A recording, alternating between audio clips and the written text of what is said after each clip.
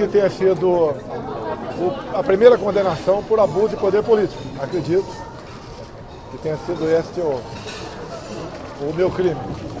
Crime sem corrupção. Mas vamos lá. Nós sabemos que, desde quando eu assumi, falava que eu ia dar um golpe. Né? E nós acompanhamos as eleições.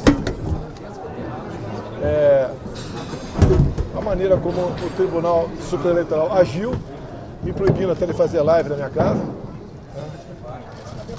E apareceram os resultados no final ali, o TSE anunciou o vencedor. Né? Eu me recolhi, a transição foi feita na absoluta normalidade, ninguém do PT pode reclamar de nenhum ministro meu sobre a transição. Dia 30 eu saí do Brasil e infelizmente aconteceu o 8 de janeiro. Quem fala em golpe, 8 de janeiro, não sabe o que é golpe. Com todo respeito, é um analfabeto político. Né? Ninguém vai dar golpe com senhorinhas, senhorzinhos, com a bandeira do Brasil nas costas, embaixo do braço. Se bem que lamentamos a depredação do patrimônio público ocorrido. Lamentamos e as pessoas que fizeram isso têm que arcar com as suas responsabilidades. No mais, aquelas autoridades, sem citá-las, que vinham ao longo do tempo dizendo que tinha que salvar o Brasil de uma ditadura, que de uma forma ou de outra contribuíram para com aqueles números do TSE. E agora, contribuíram pela minha não elegibilidade, ou seja, estou inelegível a partir de agora, né? Basicamente a partir de agora, eu peço que essas pessoas, por questão de coerência, procurem o atual presidente da República, Lula, que marcou, né, uma reunião com o Foro de São Paulo. Eu não sei se todos estão presentes, mas que vão brindar com Ortega, da Nicarágua, que prendeu todos os seus opositores, que prendeu padres, né, que expulsou freiras e persegue de forma brutal o seu povo. Então vamos brindar lá a Ortega, dada a grande vitória no dia de hoje. Procurem também Díaz-Canel, de Cuba, que está previsto aqui no Brasil, não sei se veio, mas foi convidado pelo atual mandatário. Que essas pessoas, né, vão aí brindar com o Díaz-Canel. Afinal de contas, Cuba é uma democracia, segundo eles. Também com Maduro. Eu, como presidente, estive em Roraima, vendo lá a chegada dos venezuelanos, em média 600 por dia.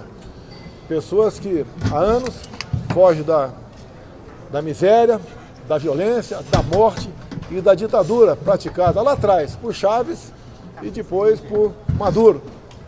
Vão se confraternizar com Maduro. É esse exemplo de democracia que as pessoas levaram, né, ao dia de hoje. E uma coisa muito importante, que eu não quero criticar a imprensa, mas a imprensa não tomou conhecimento do inquérito que foi aberto a mando da senhora Rosa Weber, então presidente do TSE, nos primeiros dias de novembro de 2018. E eu fui julgado pela reunião com os embaixadores e por ter comentado esse decreto. Lamentavelmente, nossa imprensa não se preocupou em tomar conhecimento que decreto é esse. Decreto não, inquérito. E deixar bem claro, o inquérito não foi concluído ainda.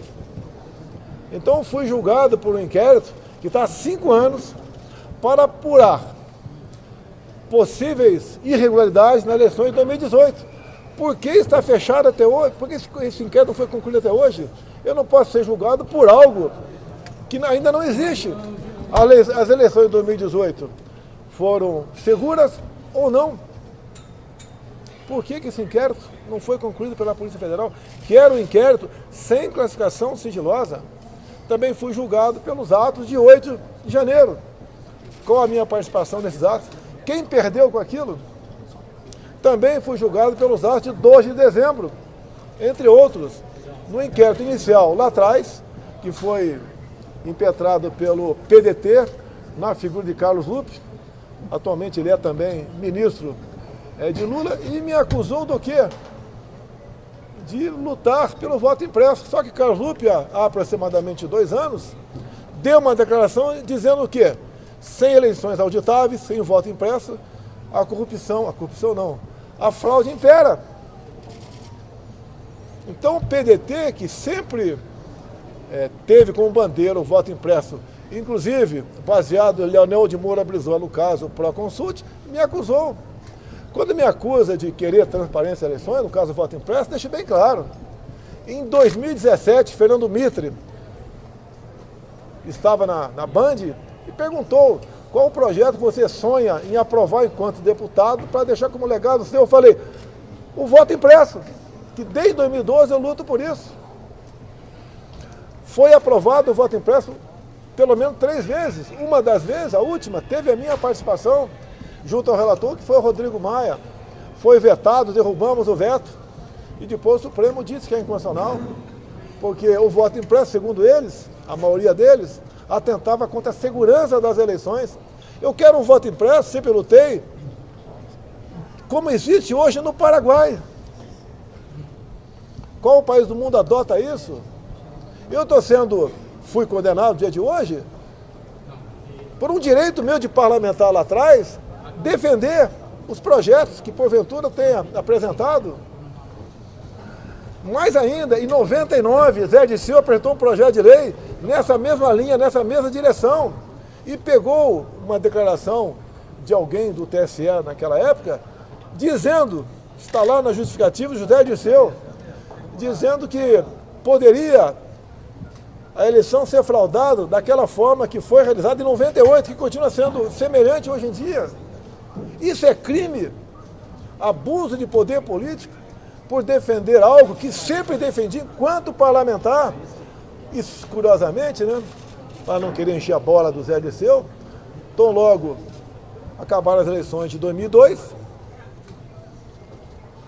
naquele ano, algumas sessões no Brasil, ou muitas, tinham o voto impresso, o PT começou a se desinteressar pela possibilidade do voto impresso. E o PT hoje confia 100% nesse processo eleitoral. Você querer acrescentar camadas de segurança é crime na questão eleitoral. Me tirar de combate como Ortega, convidado aqui para o Folha de São Paulo, talvez esteja aqui em Brasília hoje, né, onde o Ortega prendeu todos os seus opositores. Lá na Nicarágua não precisa ter mais eleição, por aclamação, o Ortega vai continuar sendo ditador. O que fizeram na Bolívia? Prenderam a senhora Janine Áñez, que assumiu a cadeira deixada pelo presidente lá atrás, Evo Morales, até fugiu para a Argentina. Depois, quando a turma do Evo retomou a política na Bolívia, o que fizeram com a Janine Áñez? Aprenderam com a acusação, abuso, atos antidemocráticos. Soa alguma coisa natural no ouvido do povo brasileiro? Atos antidemocráticos. Qual foi o ato antidemocrático dela? Segundo o pessoal que voltou ao poder, né, quando a Janine não disputou a eleição, mas a oposição ganhou, porque ela devia, tão logo assumiu o mandato lá atrás pela vacância, tivesse algum tempo depois, poucos meses, convocado eleições gerais. Estamos no caminho, uma ditadura, quer dizer, o caminho está bastante avançado, uma ditadura. Eleições sem confronto não é democracia. Quem seria oposição para esse atual mandatário que está aí em 2026? Não, no momento ainda não tem nome. Pode ser que apareça, mas não tem nome. Seria quase que um WO, ou poderiam, por aclamação, tá, lá no TSE, continuar o mandato do Lula. Afinal de contas, ele é um grande democrata.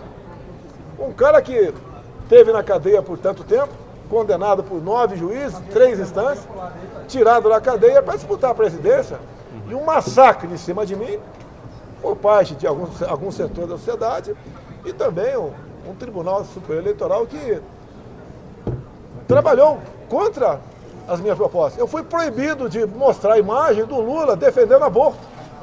Proibido mostrar a imagem do Lula dizendo que pode roubar um celular que é para tomar uma cervejinha.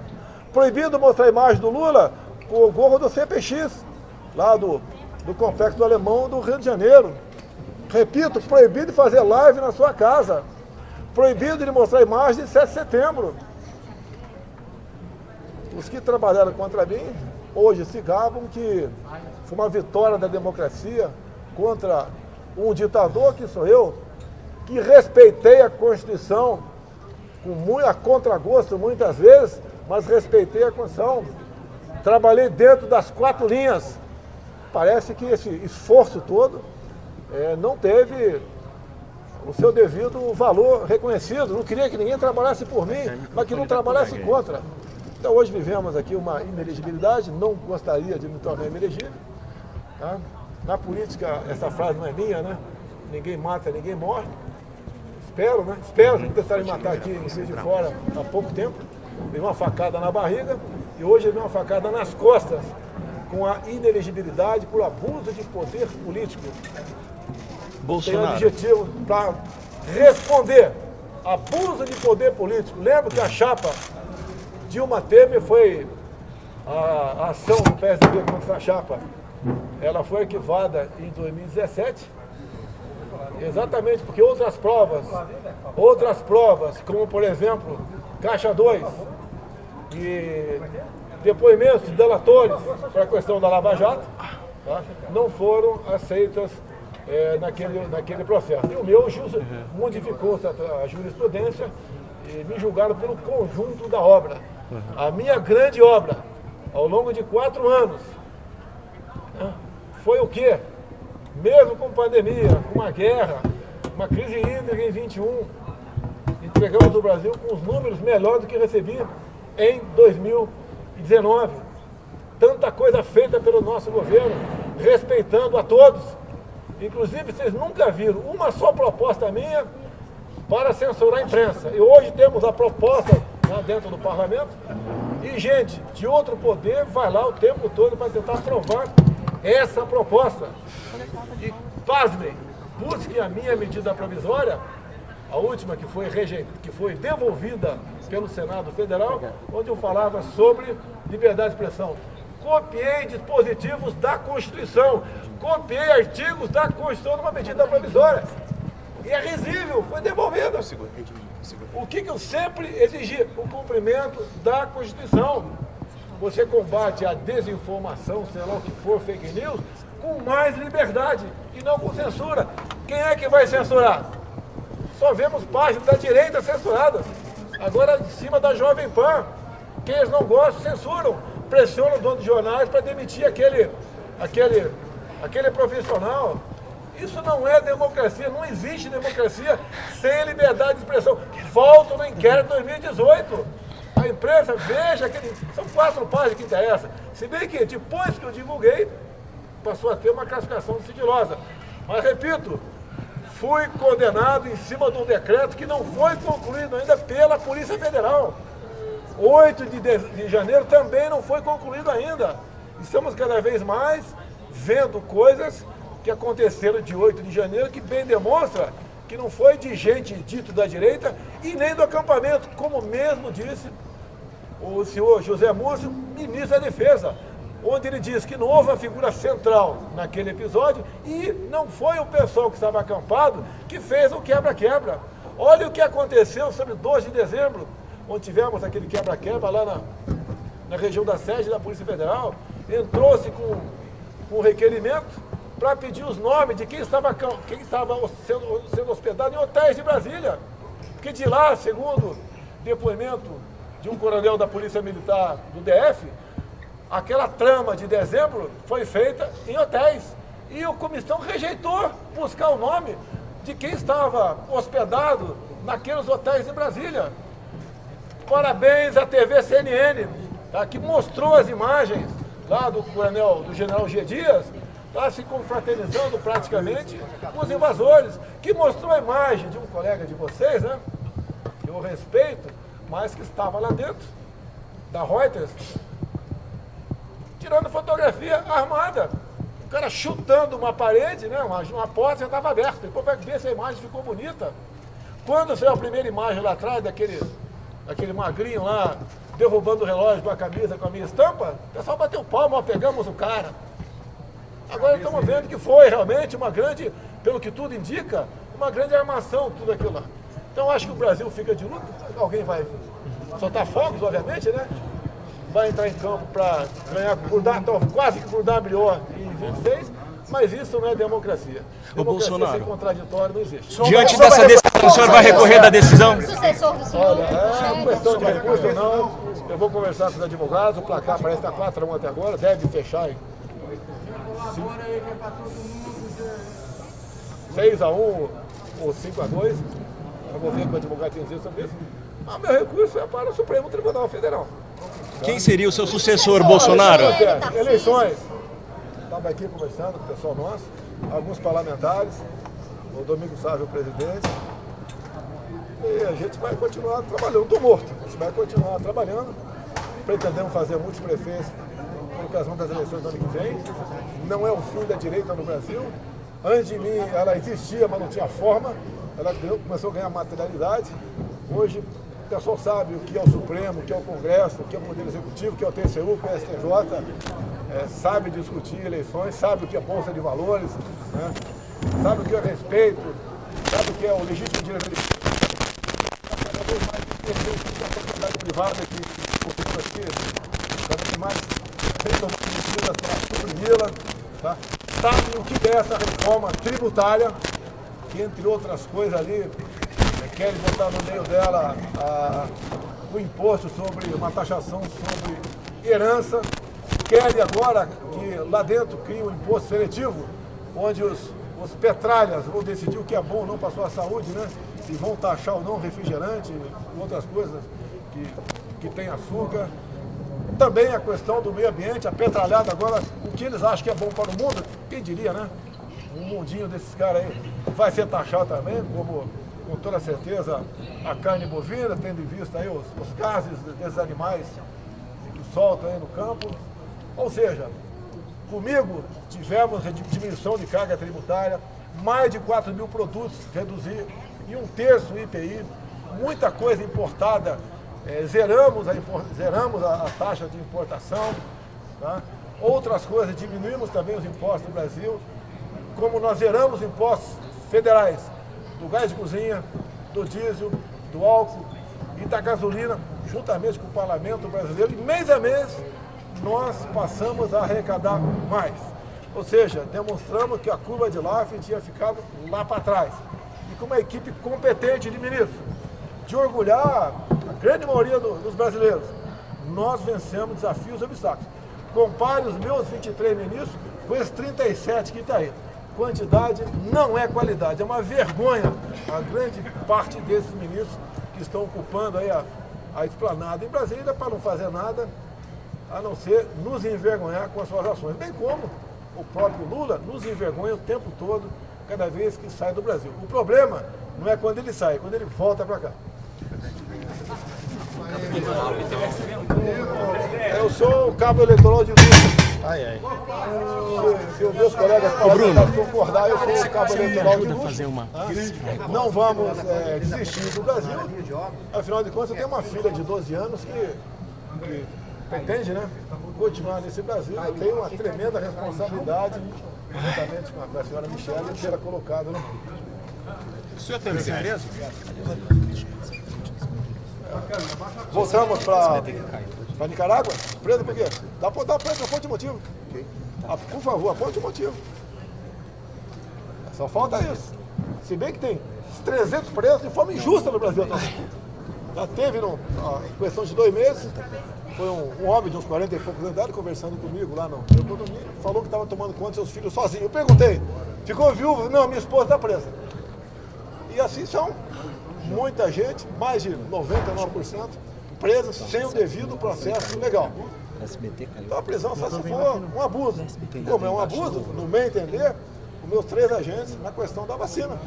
Não cabe prisão preventiva ou provisória por aquilo, mesmo eles sendo culpados. E olha, o MP foi contra a prisão, o MP foi contra a busca e apreensão na minha casa. Tem que ver o constrangimento da maioria dos policiais federais na minha casa. Pois não, né? Está em casa? Vai entrar. O que eu posso colaborar? Viemos atrás de cartão de vacina. Não foram atrás do cartão de vacina, foram atrás do meu telefone. É aquela história de joga a rede. Se jogar a rede em cima do telefone de vocês, pode aparecer muita coisa que vocês não querem que apareça. Tá? Agora, qual crime eu cometi? Eu nunca tomei vacina, porque eu li a bula, é só isso. Só isso, mais nada. Tá? Deve tomar ou não deve, é problema de vocês. Eu comprei mais de 500 milhões de doses de vacina. E foi, acredite, o conselho tutelar teve na minha casa semana passada, não estava em casa, para ver se a minha filha havia tomado a vacina ou não.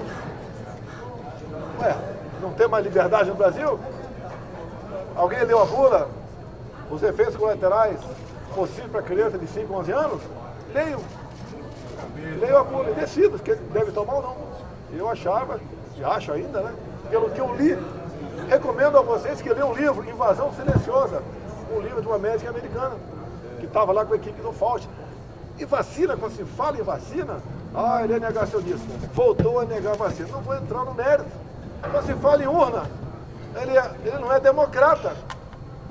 Na reunião com embaixadores, perguntei, alguém adota esse tipo de eleições lá no seu país? Ninguém adotava, só nós. Será que só nós estamos certos? Ninguém quer duvidar, ninguém quer falar que houve fraude. Nós queremos cada vez mais transparência. É a certeza para a população de que para quem está votando, o voto está indo. Bolsonaro, Zema ou Tarcísio? Zema ou Tarcísio, se o senhor tivesse que escolher hoje? Ou os dois? Por enquanto ainda Johnny Bravo. Johnny Bravo. Sabe quem é Johnny Bravo? Não. Você está olhando para ele aí. Então vamos lá. JB. O senhor acredita que o senhor possa reverter então essa questão da elegibilidade? Qual que é a bala de prata? Com todo respeito, as mulheres são curiosas, né? Eu não sabia que o homem era curioso também, tá? Curioso. Não, mas eu estou falando, o senhor acredita então na reversão da sua elegibilidade? O senhor acredita na reversão da sua elegibilidade? Olha, o que eu tenho certeza e convicção, tá? Um julgamento político. Esses que me condenaram deveriam procurar o Lula agora, procurar ali o nosso querido Daniel Ortega, né? Dias Canel de Cuba, Ortega da Nicarágua, procurar o Maduro e brindar. Parece que foi escolhido um dia, né? Onde se comemora o Foro de São Paulo. Você sabe como nasceu o Foro de São Paulo? Em 90. Sabe quem fundou? Vou passar só 3. Foro de São Paulo. Lula, Fidel Castro e Farc da Colômbia. Você sabe quem está preso na Espanha por narcotráfico? Um general da Venezuela, que já fez uma delação premiada. Eu lamento, eu queria ver a imprensa mais ativa, uma imprensa investigativa. Eu tive acesso e parte da delação premiada lá do general venezuelano que está na Espanha, que o americano quer levá-lo para lá. Se levar para lá, cai a casa da esquerda no mundo todo. Vejam o inquérito de 2018. Ninguém está duvidando do processo eleitoral. Eu quero que vocês da imprensa leiam 4 páginas do inquérito que está aberto ainda de 2018. Quando fizeram, por exemplo, a perícia do documento golpista, né? Apelidado aí, na Casa dos Anos, só encontraram a digital do delegado da PF e do agente. Cadê a minha digital lá? Agora vão pegar o Bolsonaro. Nem do Torre tinha. E outra, golpe com papel, golpe com Estado de Defesa, golpe com respaldo na Constituição. É assim que está sendo as acusações. Agora vamos pegar o cara. Tem lá um ex-militar, porque ele foi expulso no início do século, um tal de Ailton, né? Que está preso no Rio porque mandou uma mensagem para o Cid. Uma mensagem maluca. Vamos mobilizar tantos mil homens por aí. Ele não tem liderança nenhuma, tanto é que veio um candidato a várias vezes e não conseguiu nada. E tem um áudio meu para ele dizendo, eu nem posso falar teu número, boa sorte no Rio de Janeiro. Era candidato. Você é meu 02, o Ernegão meu 01. Pronto! É o 02 revolucionário, golpista, lá do Rio de Janeiro. Quem nas mídias sociais, olha o caso dos empresários. Por que em cima dos 8 empresários? Para pegar o Luciano Hang, que tinha mais de 20 milhões de interação por mês, para tirar o cabo eleitoral meu. Olha a cassação do prefeito lá de Santa Catarina, Brusque. Qual a acusação? O Luciano Hang, na frente dele, falou para seus funcionários, não vote no PT. E ele foi eleito com mais de 60% dos votos. Cassaram o mandato dele. Olha o motivo da cassação do Francisquini no Paraná, 400 mil votos. faltavam 10 minutos para acabar as eleições de 2018. E ele falou que tá muita gente aqui reclamando que vai apertar 13 e aparece, vai apertar 17 e aparece 13. Olha a cassação do Dallagnol. Não tenho amizade com o Dallagnol, nunca conversei com ele. Tá? O motivo da cassação dele, nem eu respondi a PAD. Resolveram caçar o mandato dele. Quantos outros virão? Comigo, por enquanto, apenas aí direitos políticos, né? Não sei se teremos uma nova medida de força. Tudo pode acontecer. Tá? Seria mais um exagero. Vi hoje ali, rapidamente, a matéria da Veja sobre a senhora Lindora, vice-procuradora-geral da República, reclamando das ações do senhor Alexandre de Moraes. Poxa, será que ela está certa? Parece que sim. Ninguém pode ser o dono da verdade no Brasil, mesmo que seja no Supremo Tribunal Federal. Não pode ter um poder maior do que o outro. E o que nós estamos assistindo é basicamente um poder judiciário, através de uma pessoa, tomando as medidas de acordo com a sua cabeça. É isso que nós queremos para o Brasil. Lamento eu sei que o senhor Alexandre de Moraes reclama de pessoas das mídias sociais que falam barbaridade sobre ele, sobre a família dele. Eu duvido que seja 10% do que eu sou. E não é assim que se procede. Prendendo e mantendo presas as pessoas. Né? Eu, quando me sinto extremamente ofendido, eu vou porque a lei me garante, né? Processo, injúria, calúnia, difamação, toca o barco. O remédio para você combater essa informação, seja lá o que for, é mais liberdade. Quem é que vai dizer que vocês publicaram aí é fake news ou não é? Nem existe no nosso arcabouço jurídico a figura de fake news. E tem gente sendo presa, condenada, expulsa, contas bloqueadas, páginas desmonetizadas por causa disso. Ninguém pode se arvorar aqui como dono da democracia. Tudo que eu fizer, não interessa como, mesmo passando por cima da Constituição, é para bem maior, ou para evitar o mal. Isso não pode acontecer. Qual o próximo passo, presidente? Você vai fazer essa É sair para o aeroporto. Com todo respeito a você. Não, vamos conversar com os advogados aí. Tá bom. A vida continua, tá? Viemos aqui num momento bastante difícil. Despedida do senhor Alice Paulinelli. Tá? Um dia que passou para ser emblemático também, como foi o meia-dúzia de setembro de 2018, quando levei uma facada pela frente. Hoje levei uma apunhalada com essa adesão. Quem levou a apunhalada não foi Jair Bolsonaro, foi a democracia brasileira.